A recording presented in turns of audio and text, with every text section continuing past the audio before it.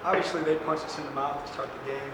We couldn't get Charlie toned down, getting a bunch of threes early. And from the jump, it seemed like we were down and we were fighting uphill the majority of the first half. We changed defenses there late, went into a press, went to a zone, slowed down a little bit. I thought we got a little momentum going into halftime. We made a shot in the last play of the game, which really helped us. We made an adjustment at halftime to change the way we guard ball screens, which we haven't done very rarely. I don't know if we have all year long. And, you do that all the time, and sometimes it doesn't work. But fortunately tonight, the guys did an excellent job of adjusting, which we don't do very often. So they don't have a lot of experience doing that. And I thought that was a huge key. They kind of kept them in front of us, and we weren't giving them quite as many open looks as we did in the first half. And probably the thing that stuck out the most was our defense grabbed hold of the game, and we did a better job of defending in the second half than we did in the first. Coming out of this, game's just ended. Which is the lingering emotion for you? Is it the first half and the way that team struggled, or the second half, the way you fixed a lot of the problems and played much better? I'm happy we won.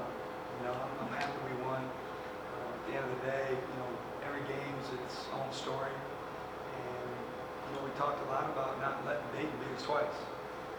Not having a hangover from that game, because we were certainly disappointed the way we played the last 10 minutes of the game. We felt we had an opportunity to get a big win, and unfortunately we didn't. And we talked as a staff a lot about how we handle that going into this game is huge, and we didn't want them to have a part in beating us twice. So we didn't try to dwell on that too much. But certainly, I'll have moments where I'm not going to be happy with a ton of plays, but overall, with each game being its own story and how hard it is to win at this level, I'm just happy that we figured out how to get the win.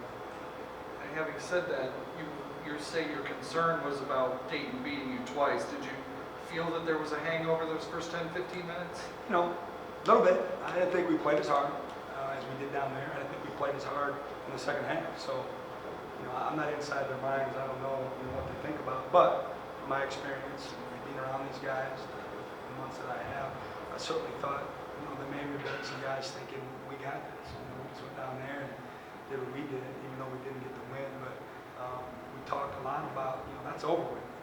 Cleveland State don't care about what happened that day. They're going to come on and try to beat us on our home court, and we've got to defend it. And we certainly adjusted at halftime as well. Will you talk a little bit about the turnovers in the first half? Obviously, really crushed any momentum you had offensively. What did you guys do to cut down those turnovers? Not much. We had 20 for the game, so we didn't do a great job. I thought we had some turnovers late when it continued to press and got choppy. I thought we did a better job in the guts of the game of making better decisions. But, we just talked about on the weak side, just don't stand, be a good teammate and try to flash in there and meet passes. And, we'd rather have a 5 count where we can still guard them in the half court rather than turn the ball over in a live ball and give up the turnover and the basket. So we talked a lot about how we haven't had a 5 count other than taking the ball out of bounds all year long. And so, if that's the choice, keep dribbling the ball, keep it alive, don't throw it away in haste, and give them opportunity basketball moments. So, again, I'll have to watch the tape. But when you play Cleveland State, that's what you're going to get. They're going to press you with different looks. They're going to trap you in the half court, and they're relentless. And he's been doing it a long time, and he knows his scheme and his system, and they play awfully hard. And we knew it would be a choppy game. We hoped that we could handle the presses a little bit better and get some more 2-on-1s, 3-on-2s, which we did there for a segment when we kind of broke the game. Coach, you talk about turnovers. For the majority of turnovers, in your mind, were they from Cleveland State's pressure, or were they just kind of bad decisions from the team? Certainly you got to give them credit. That's what they do. I didn't think there was any way we'd have a low turnover game, but 20 is too many, especially when 9 of them are from your point guards.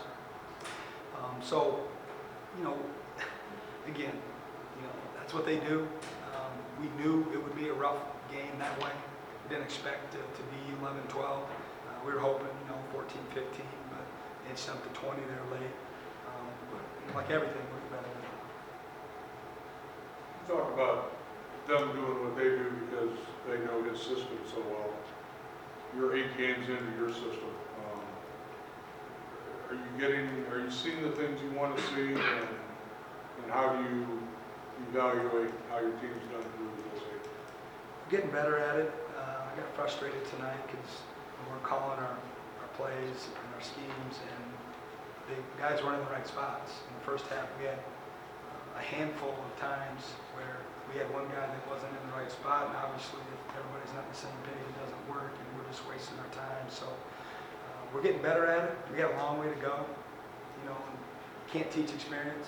You need to practice it all you want. They don't make mistakes out there, but there's no officials, there's no crowd, there's no fatigue, there's much anyway, and it's just different when the lights are on. So we'll continue to get better at it. The more games we get under our belt. But, 8 games in, I think they got a fairly good grasp of the expectations and the system. But we certainly got to get better at it. It was such a turnabout. At one point, you're down 12 in the first half, and they were pretty clearly outplaying you, I thought.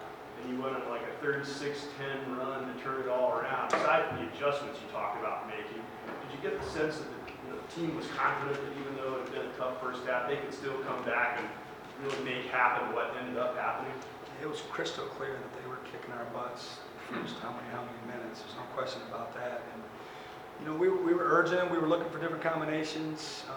We talked about the adjustment in the first half of slipping the zone in there and having a little pressure to slow them down. But we just keep talking about it's a long game. These games are a marathon, and just keep grinding it out and get to the next play. Just get to the next play. Get to the next play. And I thought, obviously it was probably our best crowd of the year, and they got behind us a little bit. And certainly as a home team, you feed off that momentum, and it was nice to be able to feel that and to see our guys get excited. And then we found that one group there toward the end that played awfully well together, and they kind of extended the lead. Part of that offensive run, Javon had a couple threes, and now a little nifty move to the basket there. Just, the kind of things that he brought. It seemed like he maybe took a couple maybe questionable shots in the first half. Did you feel like he was forcing anything at all then? And then Maybe a little bit, but when you're a scorer, you got to give him a little rope, and that's what Javon does. He can score the ball at a high rate, and it's comforting as a coach to look down there when you start both halves and know that at some point you're going to put a guy in that can change the momentum of the game because of his offensive talent. And the best part about Javon is the acceptance that he's had for that role. He didn't have to do that as seamlessly as he had. And more importantly for me is his ability and willingness to be a better defender. And I trust him defensively, whereas when I first got here, I'm not so sure I would have said that. But he's earned my trust, and he's going to have games where he changes the momentum. This isn't the first game he's done it. And those shots he made in the second half certainly turned the tide. You say you trusted him more as a defender? I trust him more as a defender now than I did weeks ago for sure. He's earned my trust that he's willing to work at it.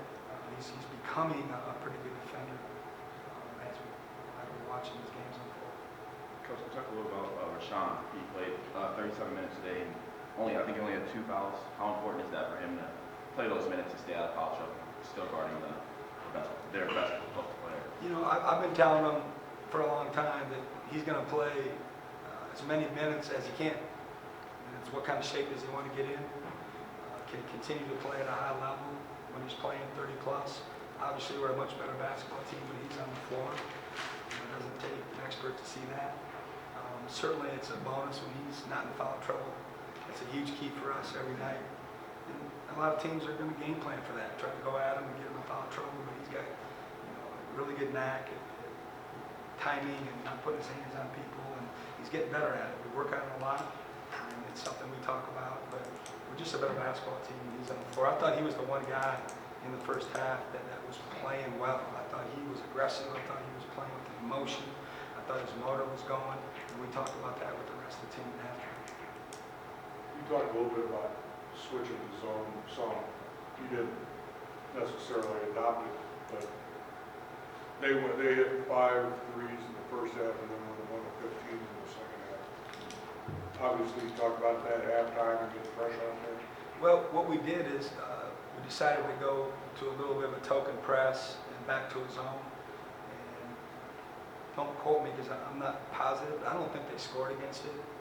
And as a staff, we talked about, that could be the defense that we need to use the second half. And teams that have watched us, we haven't been zoning, more than a handful of possessions all year long, but we certainly, are working on it for games like this. And we decided to start a man like we traditionally do, but we made that adjustment with the ball screen of, kind of keeping the ball in front rather than being aggressive and hedging it. And, I think it surprised them a little bit. And it worked. And, they did a good job of adjusting, and we just stuck with it.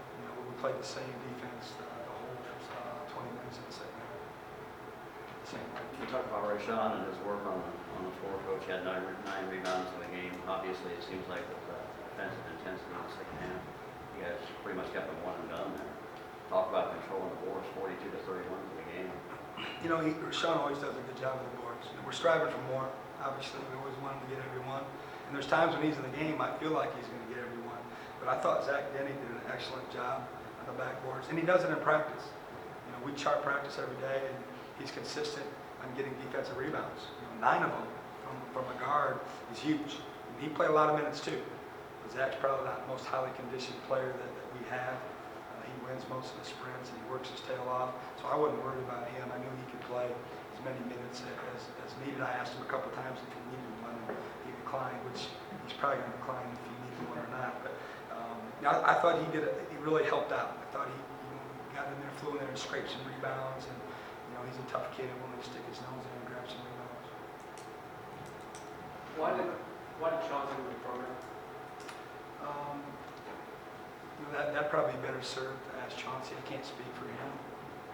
He's decided to leave for personal reasons. He's going to continue to be a student at BG. And Chauncey's a wonderful kid, and we wish him nothing but the best. Did you have a lot of conversations with them? I imagine since you came in the door, obviously it can be an awkward situation for both sides, you and him, and being the previous coach and continuing on with the program. Well, obviously, as the head coach, I had a lot of conversations, interaction with Chauncey since I arrived, like all the players. And for the reasons I've stated, he's decided at this point it's better for him personally to focus on other areas of his life. Any other questions? All right. Thank you.